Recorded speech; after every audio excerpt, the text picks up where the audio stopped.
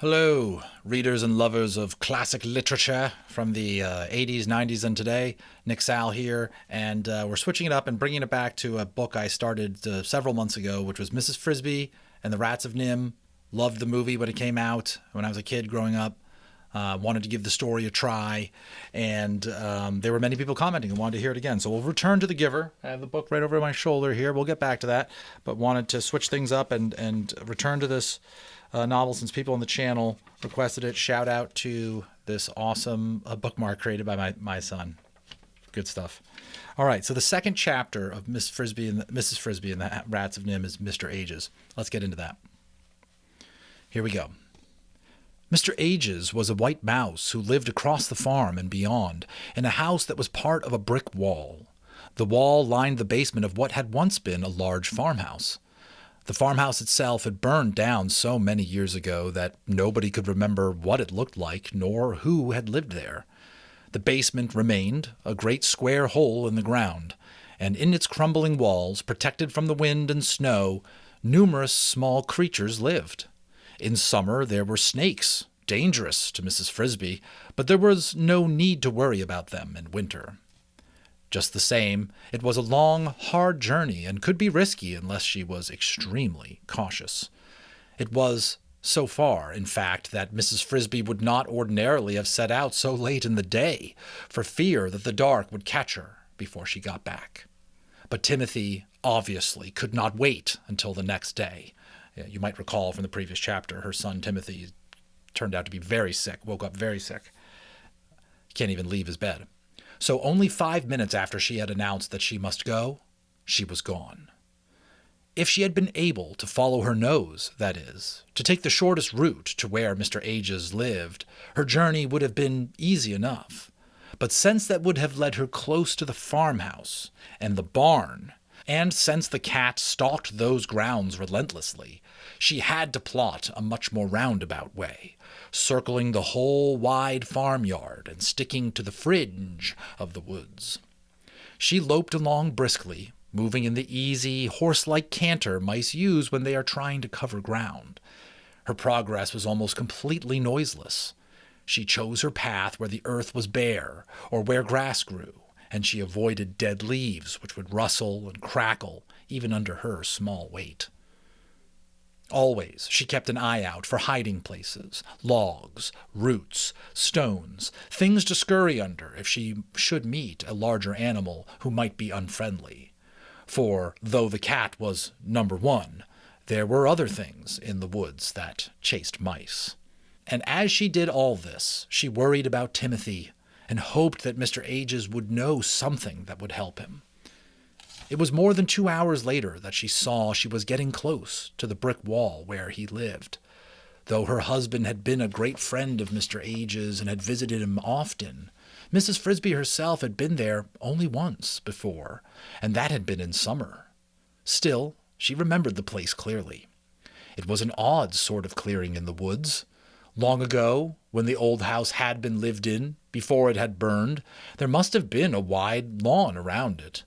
Over the years, this clearing had grown over with a strange mixture of high, rank grass, tall weeds, berries, and wildflowers. In the summer it was a wild and beautiful place, bright with blooms and full of the smell of blackberry blossoms and purple clover. Oh, that smells so awesome, right? I mean, shout out if you love blackberries, right? How just natural would that smell? There were harsher plants as well, spiked jimson weeds and poisonous dark pokeberries and bees droning everywhere. But in winter it had a bleak and almost ghostly look, for the blossoms and the green leaves were gone, and only the dry skeletons of the weeds stood, hung with stalks and seeds and pods that rattled in the wind. It was from these seeds and others, and from the flowers and roots beneath them, that Mr. Ages made the draughts and powders that could sometimes save the sick from dying. Can you imagine? You're out on a journey to save your own child.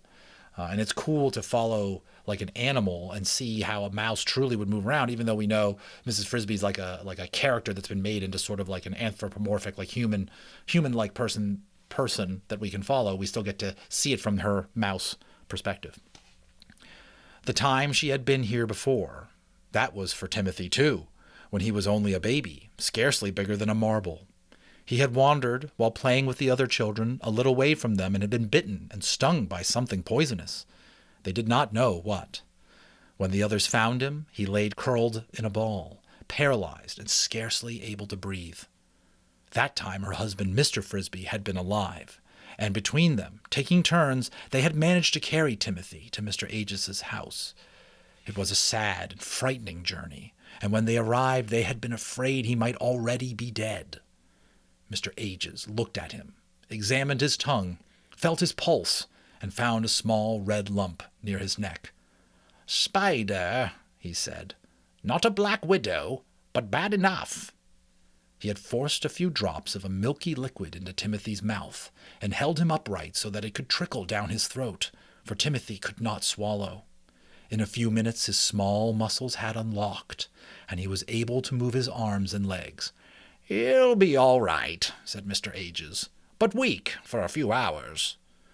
The trip back home had been a happy one, and the other children were wide-eyed with joy to see Timothy alive. Yet Mrs. Frisby thought that this had been the beginning of his frailness. From that time on he tended to stumble a little when he walked, especially when he was tired. He never grew as big or as vigorous as his brother Martin, but he thought a great deal more, and in that he resembled his father. Now she reached Mr. Aegis' house, a hole in the brick wall where one end of heavy floor beam had once rested. It was about 2 feet below the top of the wall, and one reached it by climbing down a sort of rough stairway of broken brick ends. She knocked on his door, made of a single piece of shingle. "Oh, let him be in, please," she thought. But he was not. There was no answer, so she sat down to wait on the narrow ledge of brick in front of his door. Half an hour passed, the sun sinking lower in the west all the time, before she heard a slight scratching noise up above. And there he came, carrying a cloth sack bulging with some kind of lumpy material. His fur was a soft gray-white, and so glossy he seemed almost to glow. Mrs. Frisby had heard that Mr. Aegis was not truly a white mouse. That is, he had not been born with white fur, but had turned white from old age. Whether this was so or not, she did not know. Certainly he seemed very old and very wise, yet he walked nimbly enough. "Oh, Mr. Aegis, I'm so glad you've come," she said. "I don't suppose you remember me, Mrs. Frisby." "Of course I remember you, and I was sad to hear about poor Mr. Frisby. How is your young son? Timothy, was it?" "It's about him I've come to see you. He's taken terribly sick." "Has he? I was afraid he might turn out to be not as strong as the others." "I hoped you might be able to help him." "That may be. Please, come in, so I can put down this sack." Mr. Aegis' house, somewhat larger than a shoebox, but about the same shape, resembled the house of a hermit. It was bare of furniture, except of a bit of bedding in one corner, a stool made of a piece of brick, and another piece of brick worn smooth from use as a pestle on which he ground out his medicines. Along one entire wall he arranged neatly in small piles stood the raw materials he had collected: roots, seeds, dried leaves, pods, strips of bark, and shriveled mushrooms. To this row he now added the contents of his sack. It held a number of small plants, all of them the same kind, with stringy roots and dark, veined green leaves that looked like mint. "Pipsissewa," said Mr. Aegis. "Botanically—" Oh, and this is a picture of Mr. Aegis's sort of home, and he's sitting down talking with Mrs. Frisby. "Botanically, Chimophora umbellata. It stays green all winter and makes a very useful spring tonic. Most people use only the leaves, but I've found the roots even more effective." He arranged the plants in an orderly pile. "But that's not what you're here for. What's wrong with young Timothy?" "He has a very high fever. He's delirious. I don't know what to do." "How high?" "So high that he feels burning hot to the touch, runs with perspiration, and yet he shivers with cold at the same time. Keep him wrapped up in a blanket. I do. And his pulse? So fast you cannot tell one heartbeat from the next. His tongue? So coated that it looks purple. How does he breathe? He breathes very rapidly, and the air rasps in his chest. He said at first that he could not get his breath. But he does not cough? No. He has pneumonia, said Mr. Ages. I have some medicine that will help him, but the most important thing is to keep him warm. He must stay in bed. He went to the back of his house, and from a ledge formed by a projecting brick, he took 3 packets of medicine, powders neatly wrapped in white paper. Give him one of these tonight. Mix it in the water and make him drink it. If he's still delirious, hold his nose and pour it down his throat. Give him the second one tomorrow morning, and the third the next morning. Mrs. Frisby took the packages. Will he get better? She asked, dreading to hear the answer. He will get better this time. His fever will be less on the 2nd day, and gone in the 3rd, after he's taken all the medicine. This does not mean he will have recovered. His lungs will still be terribly weak and sensitive. If he gets the least bit cold, or breathes cold air, even a breath or two, the pneumonia will surely come back worse than before, and the 2nd time he may not recover.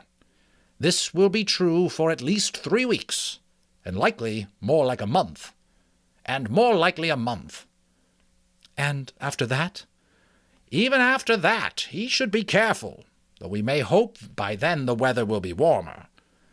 By now the sun was getting low in the west, settling into the high mountains beyond the woods. Mrs. Frisby thanked Mr. Ages and set out for home as quickly as she could go. Short chapters here. That was page 19. We're on to page 20. But appreciate you folks hanging with me and waiting for this chapter. Months and months to kind of get this book back going. Thought it was nice to break things up. Let me know your feedback and what you think of this book, what you think of the character voices, stuff like that. But otherwise, I appreciate all your feedback and support. I appreciate your support of the authors and the publishers who bring these books to us always. And if you have any feedback or questions, just let me know. Otherwise, we'll see you on the next one.